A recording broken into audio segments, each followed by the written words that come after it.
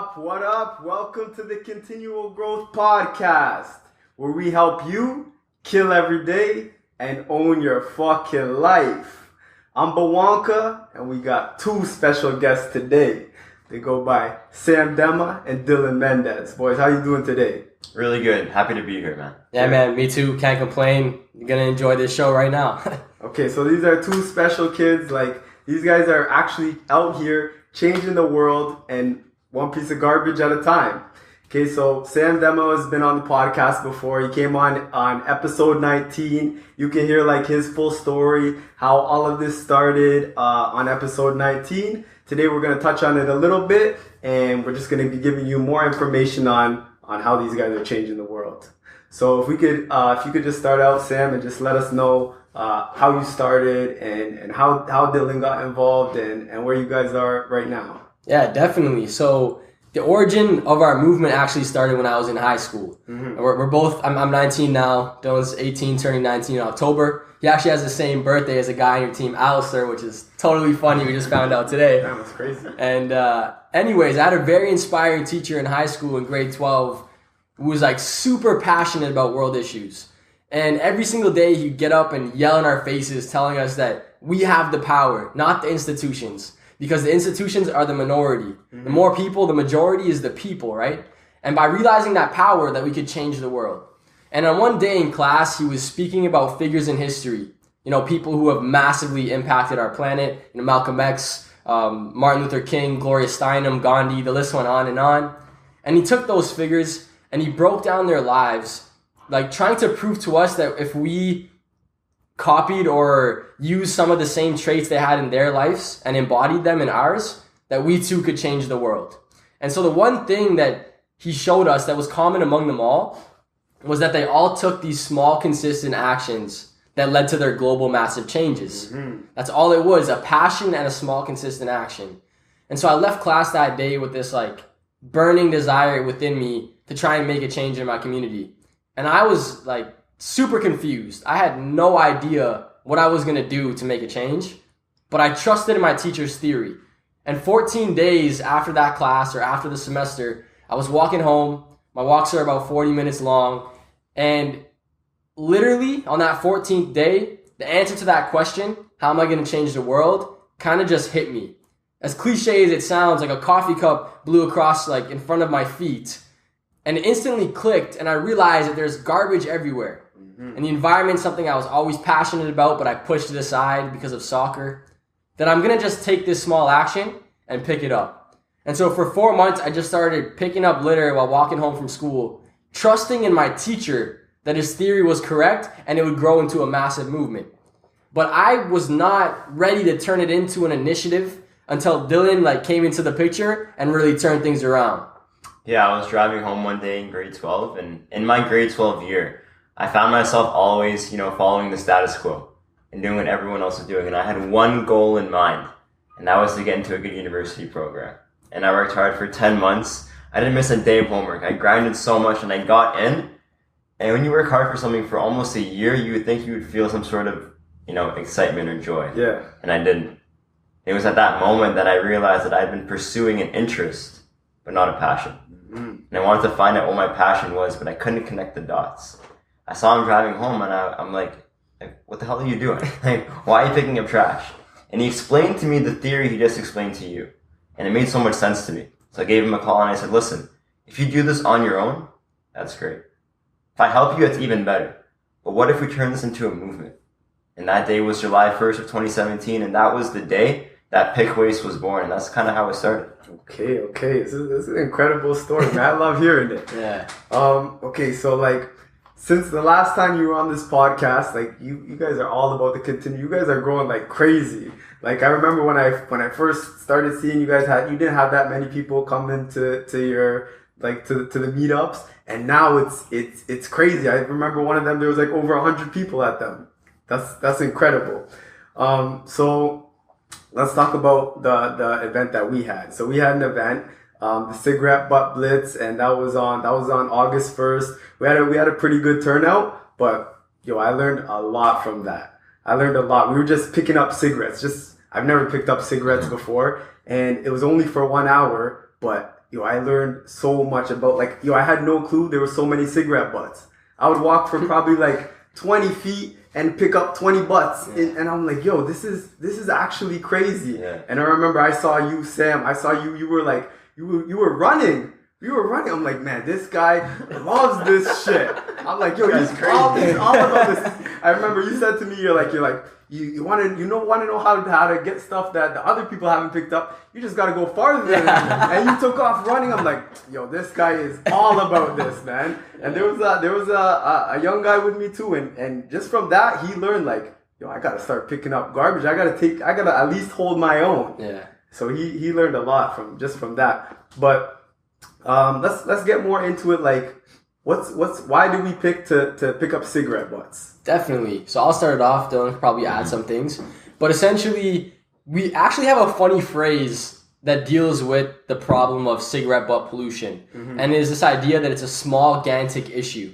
The problem with it is that a cigarette butt is so small, right? You look at it, it's like a couple inches, maybe a couple centimeters long. Yeah. People think that because it's so small, it has no significance or no impact on the environment. Yep. And so everyone disregards the fact that it might actually cause harm to the environment, and so they throw it out the window. Oh, it's just one. Oh, it's so small, it's not going to do anything. The problem with that, if you look at the stats now, cigarette butts are the most littered object worldwide. Because they have the small, gigantic mindset. It's a small issue. It doesn't do anything. Yeah. When everyone has that collectively, it ends up being the biggest issue in the world. And so the problem with the cigarette butt is there's over 4,000 chemicals in the actual cigarette. And so if it lies on the ground or goes into the ocean and stays there over time, those chemicals will seep out, right? You want to touch upon the filter real quick? For sure, yeah. It's actually very ironic because the purpose of a filter is to prevent those chemicals from entering your body. When you throw it out, it pollutes itself into our atmosphere, into the waters that we drink, the soil that grows our vegetables, and the oxygen that we breathe.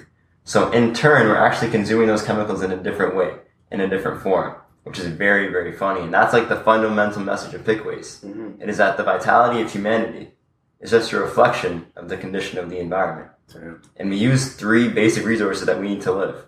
Some people think it may be water, food, and Wi-Fi, but no, it's water, food, and air, right? And we need those to live. We need those to thrive. Yeah. But if we pollute them all the time, it's not going to be very beneficial for us to grow and continually grow at our maximum potential.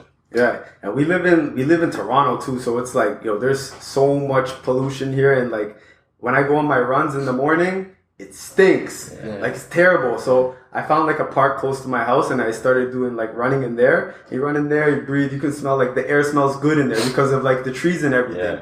But right when you leave the park, oh my God, it stinks. Like it just hits you like a ton of bricks, and you just smell all the garbage, and you realize like, this is pure pollution everywhere. Yeah. I actually want to just add something to the cigarette butt conversation as well. Because if you're looking at it from a different perspective, from a different discipline, from the farming side of it, farming tobacco and the agricultural aspect is not sustainable either, and it's bad for the environment. Any type of mass farming where you use fertilizers or pesticides is just as bad. So 1, it's bad for the environment in terms of a farming perspective. 2, it's bad environmentally because of the chemicals that leak out of it. As Dillon said, the filter is meant to keep all the chemicals, and that's all that's left after you finish smoking it, and then you throw it on the ground. All the chemicals are left in the filter. That's going to seep into water or whatever. And then thirdly, and most importantly, in my opinion, is that it's bad for yourself. It's a fact that it's going to cause cancer. So if that's not enough leverage and reasons why you shouldn't smoke for 1 and throw it on the ground, then I don't know what else to tell you. You got to create so much pain for yourself that you stop doing things. We're motivated by pain and pleasure. Those 3 things should stop you from smoking right now. Okay. All right. So the other day, I think it was this weekend, but I was looking out my window, and I could see there was a party going on, like a big street party, and it was like in a parking lot. So it wasn't that big of a parking lot either.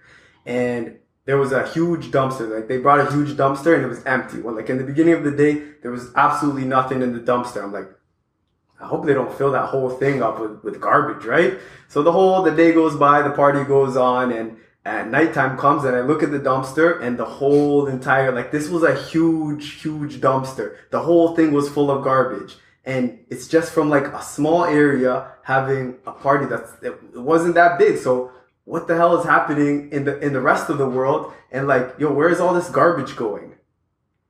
Yeah, for sure. So like a lot of it definitely goes to landfills. And even if, you don't compost or don't recycle, if that object gets trapped in a bag, so you throw an apple core in a bag, that doesn't get compostable, that doesn't biodegrade.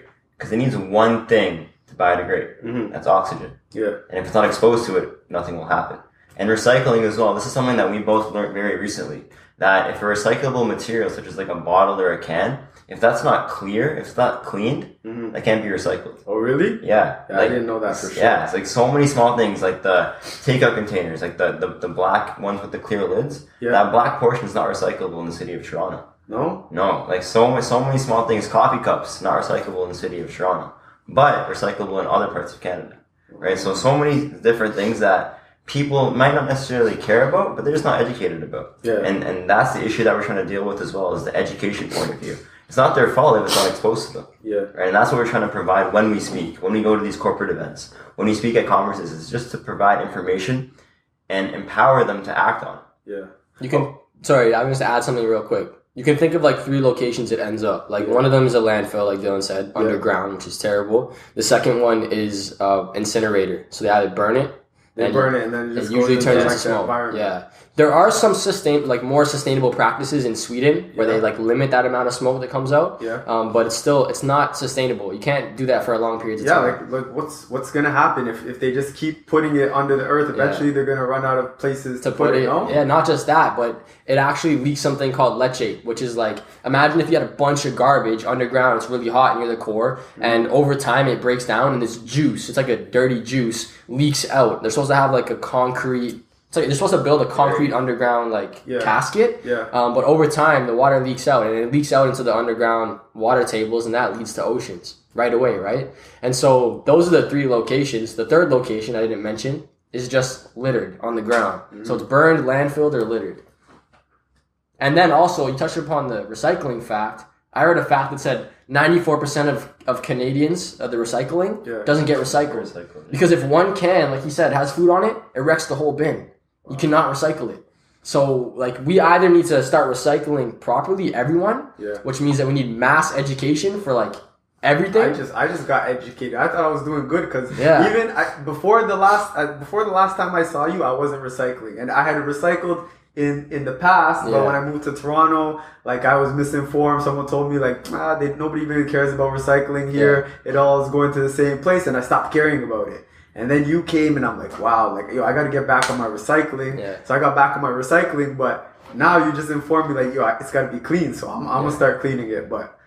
I think it's all about education. Yeah, man. Even businesses, like, remember we were looking at some facts, me and Dillon, about companies, and depending on the size of your company, you're not required to compost or recycle, and it's an added fee. You actually have to pay for it if you're on a private property. Wow. Like, it's good that we get it at schools and at our homes, but if you're a business owner, if you don't have over like 50 employees, you're not required to do it, and so that's like a major harm because like. Around here, there's a lot of small companies that don't have over a certain amount of employees. And so they can just toss everything in the trash because it saves money, right? You don't have to spend money on a company to come and pick it up. Okay, so I remember last time the tip that you gave was that you need to use a reusable bottle and cut out the plastic bottles.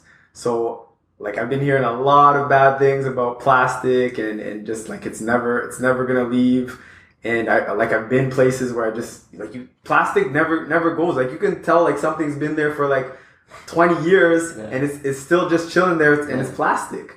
So I heard like a crazy stat about like in I don't know by what year, but there's supposed to be more plastic in the ocean than fish. You guys know about that already? 2050. Can you touch on that a little bit?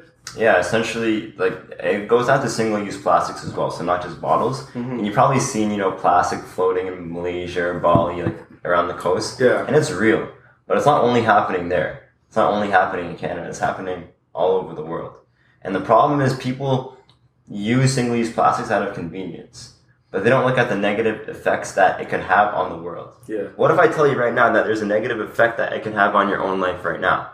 And there was a professor from New York State University who conducted an experiment with a plastic water bottle. She said that for every 1 liter of water in that plastic bottle, there are 10 microplastics in that same bottle. So a microplastic is the size of the width of your hair. Yeah. Or something so small. Okay. So we're actually consuming microplastics when you drink water from a plastic bottle. Oh yeah. And yeah, I didn't know that for sure. It's crazy. So you're basically drinking the pollution. Yeah. And then to take it even further, if there's more plastic than fish in the ocean, little pieces of microplastics look like fish eggs. Fish eat them. Sharks eat the fish, or bigger fish eat the small fish. The bigger the fish, the worse it is for you because it's consumed a lot of smaller fish that have eaten plastic, and then we eat the fish. So basically, we're just destroying the earth and then destroying ourselves. Yeah, slowly over time, right? Because like Dillon said, we're sustained off the environment. Yeah. And like everything's going to become unsafe to eat. Like it's kind of weird to think about it. But if we don't stop and change our current practices, like something's going to happen. 100%. Yeah, man. Okay, so I've seen you guys have been doing like a lot of speaking gigs and trying to raise awareness. And then where are you going with all of that?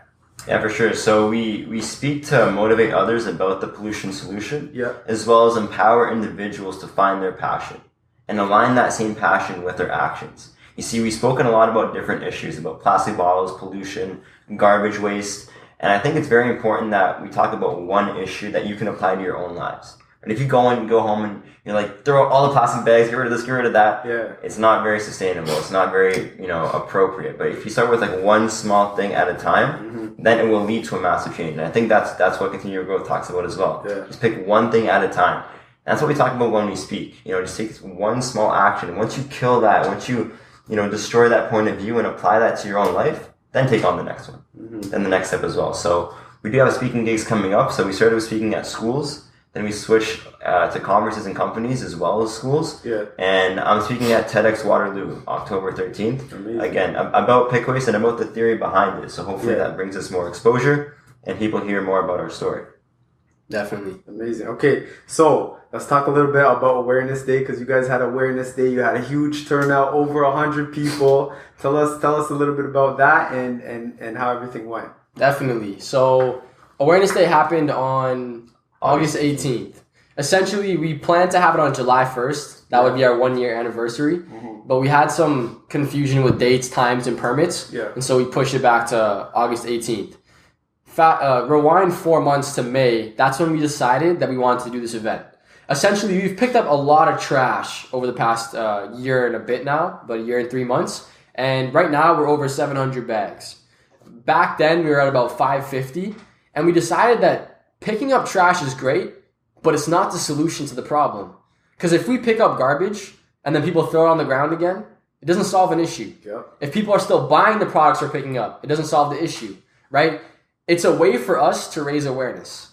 There's a dude named Malcolm Gladwell. He's like a famous thinker. He has a bunch of really interesting books. One of them is called The Tipping Point. And the main idea in the book is how do you turn a movement into an epidemic, something that goes like worldwide. And one important key thing he talked about was this idea known as social proof. That we decide or determine the correct behavior in society by seeing what other people are doing. Think of this for a second. Have you ever watched Seinfeld or a comedy show? Yeah. You know when they tell a joke and there's an automatic laughter that comes on the TV in the background and it makes you laugh? Yeah. That's social proof. You hear other people laughing and you're more inclined to laugh. You ever went to a uniform school where everyone's wearing a uniform and you're wearing a t-shirt? I never went to uniform school, but you can relate to the idea, right? Yeah. That kid wearing the t-shirt is like, oh snap, I'm supposed to be wearing a uniform. And he quickly goes home and changes and gets the uniform on because the correct behavior is modeled by many people in society. Yeah. And so when we're outside with 30 people on a Saturday morning, young people, picking up trash, we're actually practicing social proof because everyone who's driving by is seeing us. That's true. Like when we were doing how many people talk to you? PickWaste Day, everybody's like, "Oh man, good job, man, good job! Like you guys are doing the right thing. You guys are helping the planet." Yeah. And like people just kept stopping. They kept talking. Yeah. So like I'm just gonna finish. I'm kind of going off topic, but basically, the solution is to raise awareness and then have a systemic change. And so that was awareness. That's what Awareness Day was all about. Yeah. So for 4 months, from May to August, we kept all the recycling we collected at our weekly cleanups in our backyards. And I think it was June sometime that your neighbors... Tell the story about your neighbor. Yeah, so it was like split 50-50, and then it was like pressed against my neighbor's fence around the area, and they complained to the city. Because like they said it was only recycling, so it didn't smell bad, but they're like, nah, get this out of your backyard, it's not good for my health. And I'm like, not good for your health. Okay, cool. But the garbage is everywhere anyway, right? So we just moved it to Sam's backyard. Yeah. But the plan didn't change. the goal did not change. The mission didn't change. It just got altered a little bit. But yeah. Yeah. So over those 4 months, we collected 120 bags of recycling stacked up in my backyard. And the idea was to take the recycling and station it in front of our old high school as a visual cue to our community about how much litter there actually is. Yeah. And to empathize even further with the thought of this issue in a third world country or somewhere where they don't have any disposal of garbage. Yeah. Like imagine how dirty it would actually be. And we can see that through videos, but you actually have to put yourself in that kind of position, in their shoes, to kind of think about that kind of thing, right? That's amazing. And so we catered food. We stacked up the garbage statue, 120 bags. We got the mayors to come and speak. Yeah. We were featured on CTV News, CBC News, City News, yes. All just covering the story, right? To raise more awareness, and it was a big success. Man, you guys are actually killing it. Shout outs to both of you guys. Thanks, for holding it down. So it's just all about awareness and trying to just get society to change. And I can actually see it and I can feel it because like I noticed the change that just happens in me. Like the other day I was at the store and one day like I said, no, I don't need any bags. I just carried it by hand. Another day I saw a sign that said like, ask us for a brown bag. And I asked them for a brown bag and I'm like, I would have never done that before if I didn't come on like the podcast, if I didn't meet you.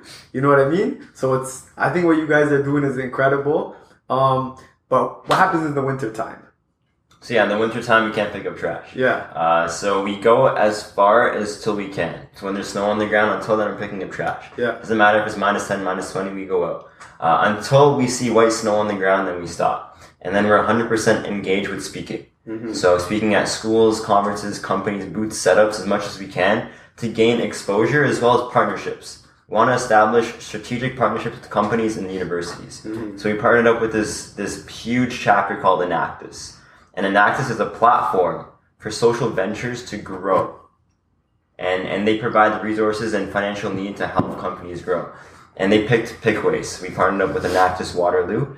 And they are helping us with a new sort of idea or product that we're implementing called the PickWaste Party Pack. Mm. Essentially, like you said, you saw some people at the block, they threw out like a bunch of party stuff and it was a full dumpster. Yeah. Right. So we want to sell biodegradable party materials because if you're hosting a party, you have so much planning to do. Yeah. The last thought on your mind may not be sustainable products. Yeah. Right. So we bought these expensive products in bulk to lower the cost of them, and we sell them in a bundle to people, and it's very quick, it's very efficient. So this chapter is helping us grow and sort of implement this idea and this product so we can sell it to people come in the summer.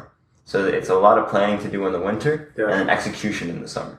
Also, maybe not this year, but we're potentially planning maybe next year over the winter time to fundraise with big companies and get a sponsor to sponsor me, Dillon, and maybe a team of like 10 people to go overseas. So go like Mexico or like a little city somewhere and do like a cleanup with their community and like really bring people together. So that's like another idea. You guys are continually growing. Yes, sir. Okay, so you're always talking to kids. I think it's amazing that you're talking to the youth because they're very easy to impact and that's the next generation. Those are the ones that are going to help clean up this whole entire world. So what kind of feedback and things are you getting from the kids? 100%. So I'll kick it off. A lot of principals have asked us to come back for one simple reason. It's because of passion. We're passionate young individuals. You don't have degrees in environmental science or sustainability yet, but we built credibility through passion and to committing to small, consistent actions. There are incredible environmental speakers, don't get me wrong. But one thing that a lot of them are missing is youth. Mm-hmm. And we really try to connect with our youth. It's a different message coming from someone who's 40 versus early 20s or 18 years old. Yeah. Right? And that's our message. And we get people who are inspired, who are motivated. They're like, I want to start my own PickWaste chapter in X city. Mm-hmm. And we say, that's great. That's so amazing. And we have teachers who come up to us crying. It's an amazing experience. But we always say, channel the motivation. Right? Because that motivation itself is not sustainable. Yeah. Right? Find whatever you're passionate about, whether it's environmental initiatives, sustainability, or maybe it's another social justice issue. Find your passion and align it with those actions. Channel the motivation if it's something great. But if it's just motivation, it's not sustainable. For sure. And that's the message that we share. And after we finish speaking and you see like the smile on like little kids' faces and they put their hand up and ask funny questions like, I'm gonna stop picking up garbage, or like, what happened to the garbage in the sewer? And they're asking us all these questions, and it's just like, it just lightens us up, because like you're putting these thoughts in young kids' heads, and they're gonna grow up like hopefully with a different like outlook because we spoke in front of them, and it's very impactful for both of us. We love it. Okay, so I know you guys have that passion, and I know it led to a big award. You want to talk about that award? Yeah, so me and Dillon were both named 2 of the top 25 under 25 environmentalists all throughout Canada, and that was it's a big milestone for us. Congratulations, man! That's big. No, thank you. Yeah, we done a lot of work, and I'm actually gonna talk about this story real quick called the bamboo tree story, because everyone usually sees the success and doesn't realize the work. And essentially, I know Dillon, we both love this story. Like, it's like one of our favorite analogies to use. Essentially, there's a type of bamboo tree that grows in China, and for the first year, it doesn't even pop a stem out of the ground.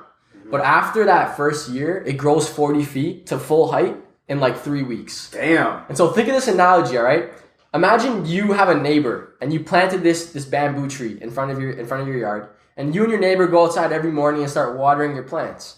And your neighbor sees you every morning watering a patch of dirt, and nothing's growing out of it.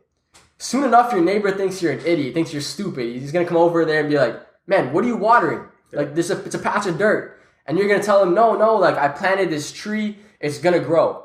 And for a whole year, he thinks you're stupid. This is the perfect analogy to use for someone who's grinding in business or starting a startup. Right away, you're not going to see results. We did not see results for a whole year. Our friends and family were like, are you dumb? When we thought about Awareness Day, I told Dillon, we're going to be on the news, bro. We're going to get on the news. And everyone who talked to us said, don't dream too big because you don't want to upset yourself. Don't aim too high because you don't know what's going to happen. I said, no, we're going to water that patch of dirt, and that shit is going to grow 40 feet. And that shit's growing, man. And it does, right? So for a whole year, not much happened, and then boom, the tree grew 40 feet. And so you always have to commit to those small actions, even when the plant's not growing, even when the business is not growing, right? It's amazing. And just adding on to that real quick, just for some of the viewers out there, I'm not saying, this year has been all sunshine and rainbows, because it's not. And a lot of people definitely, give us positivity when we clean up, but you'd be surprised the people who show some negativity towards what we're doing. We say, oh, pollution's too big of a problem. Oh, your small action is not worth it. Whatever you do is not going to grow it. And I'm going to share really quick a very short story about this donkey and a farmer. So, flashback 500 years ago, there was this farmer, and he wanted a well. So he dug a 50-foot hole in the ground, and he just dug a hole. Mm-hmm. And this donkey was walking one day, and he tripped and fell in the hole. So this farmer was thinking about, how am I going to get my donkey out of this hole? And he couldn't find an idea. He tied a rope together like a lasso, threw it down, but it wasn't working. Yeah. So he decided to bury the donkey and put him out of his misery.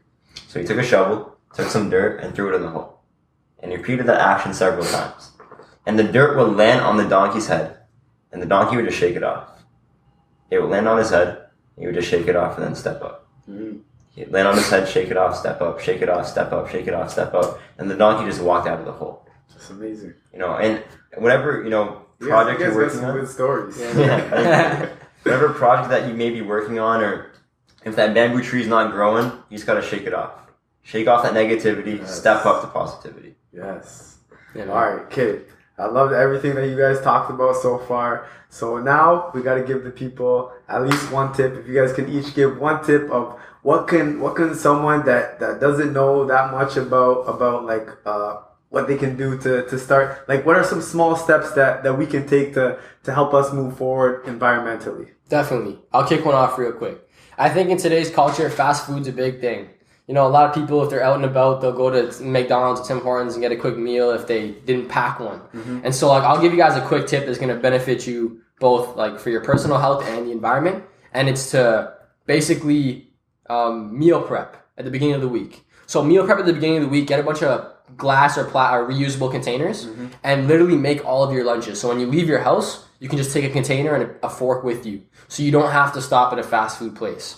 I think it happens to all of us. We travel, we don't bring food, and then we end up having to buy something that comes in a package when you don't really need it, and it's not good for your health. And also, I think you got the answer to this, but Some people use plastic Tupperwares. They put that in the microwave. What's going to happen after they put that in the microwave? Yeah, two things. So you're not supposed to put plastic in the microwave for one. This is bad for your health because the chemicals seep into the food. Yeah. And then from a holistic health point, when you microwave food at all in general, it actually breaks down the wall, like the cell wall of the food, and your body does not recognize it as food anymore. If you guys want to read more about that, read Paul Chek's book, How to Eat, Move, and Be Healthy. He breaks down all the holistic things about food, water, and grass-fed beef versus grain-fed beef. Yeah. When you microwave food, it actually breaks down the cell wall, and your body does not react like it's food. When it gets to your gut, it doesn't recognize it as food. So never microwave, only stove. Yeah, heat it up. Just heat it up on the stove top. Okay. Definitely. You got a tip for us, Dillon? Yeah, very simple. Just pick one thing. There's a lot of environmental issues out there. Pick one thing, and one example I could give is coffee cups. I love Starbucks. I love Timmy's. I don't like their cups though. But what I do love is that they give a discount if you bring your own. Yeah. So if you bring your own cup, if you buy theirs, you bring your own. It's like $2. You get 10 cents off each purchase. I'm majoring in finance and accounting, minoring in environmental studies. I had sort of a business mindset. That cup pays itself off within a year. So get a cup. If you're a coffee drinker, get yourself a cup. Reusable cup, yeah, simple. And if you drink it, use it every day. Why not? Right? It's convenient. It's quick. Do it. Wash it. Reuse it. Perfect. One more for fun. One more? Okay, one more. Yeah, for fun. reusable grocery bag. Done. Yes, I like that one too. Easy or, one. Or no bag. Just use the muscle it. 2 watermelons, like, huh? Okay, so let everybody know like where they can find you, your names, Instagram names, all those. Yeah, so you can find me Dillon Mendes, Dillon, then Mendes like Sean Mendes on LinkedIn, or Dillon_Mendes on Instagram, and PickWaste plugin www.pickwaste.ca. The name has a dual meaning. One, we started in the city of Pickering, and 2, pick up trash. Not a lot of people caught on to that, but yeah. And then you can find me. I'm Sam Demma. It's just Sam_Demma, SAM_DEMMA, all across all platforms. And yeah, man, check out PickWaste, check out our pages, and let's keep moving. Perfect. So last but not least, we've created our day. We're gonna have a PickWaste day, Continual Growth and PickWaste together. We would love to have everybody out, as many people as we can. It's gonna be on October 6th. You're gonna see, we're gonna be advertising about it all throughout the rest of the couple of weeks. And other than that, if you enjoyed this podcast, you already know what to do. You gotta tell a friend about it. Tell a friend about it, especially this one, because this one's environmental. Everybody needs to know about the environment. It's on us to save the environment. And if you like this, subscribe to the podcast. The more people that we have, the more people that we can help. And now it's all about the environment too. Now we can start more people to help the environment. Other than that, subscribe, tell a friend, and have a blessed day. Kill every day and own your fucking life. Yes, sir. Bless up.